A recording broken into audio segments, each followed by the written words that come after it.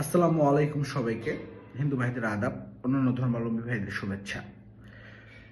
রাষ্ট্র থেকে সমাজ, সমাজ থেকে জনপদ, শহর থেকে গ্রাম এবং প্রত্যেকটি জাতি, ধর্ম, বর্ণ, গোত্রের মানুষদেরকে আমার শুভেচ্ছা এবং আজকের তাদের রাজনৈতিক ভাবনার একটু প্রতিফলন আমি তুলে ধরব।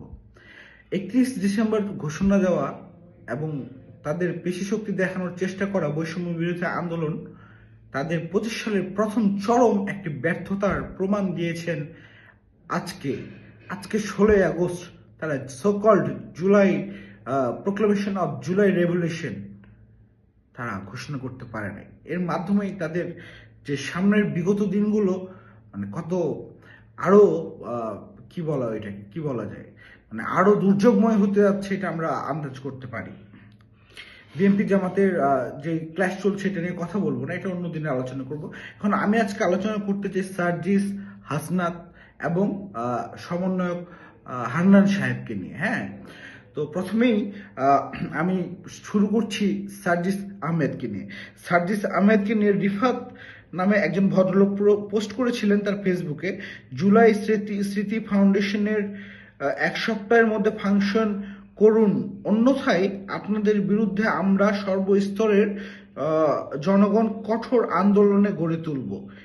এর এর রিপ্লাই করেছেন সার্জিস আহমেদ যে এতই যদি দরদ থাকি কালকে নিজেই দায়িত্ব নিয়ে নেয়। হ্যাঁ, এটা অ্যাগ্রেসিভ মনোভাব, মানে ভয়ঙ্কর একটা অ্যাগ্রেসিভ মনোভাব। এবং এই পোস্টটি দেওয়ার পর সার্জিস সাহেব এই মন্তব্য করার পর মানে একদম ম্যাকচিটি একটা খুব অ্যাগ্রেসিভ ব্যাপার নিয়ে তুই খেললে দায়িত্ব নিয়ে নে, হ্যাঁ, এরকম একটা কমেন্টস করেছেন।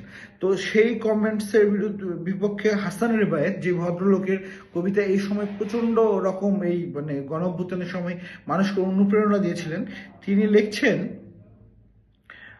তিনি তিনি লিখছেন হাসান রেবায়েত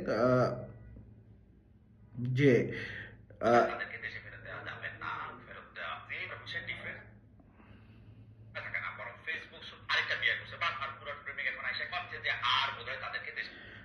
হাসান রেবায়েত ভাই বলছেন যে এটা সম্পূর্ণ ফ্যাসিবাদী আচরণ এবং এটা একদম সম্পূর্ণ গণবিরোধী আচরণ। ঠিক আছে, এটা একটা স্বৈরাচারী সিমটম, একদম স্বৈরাচারী সিমটম।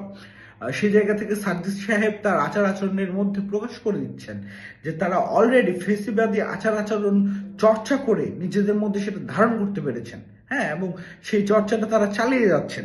এরপর আসে একজন সমন্বয়ক বলেছেন যে আমরা কলম ভেঙে দেব।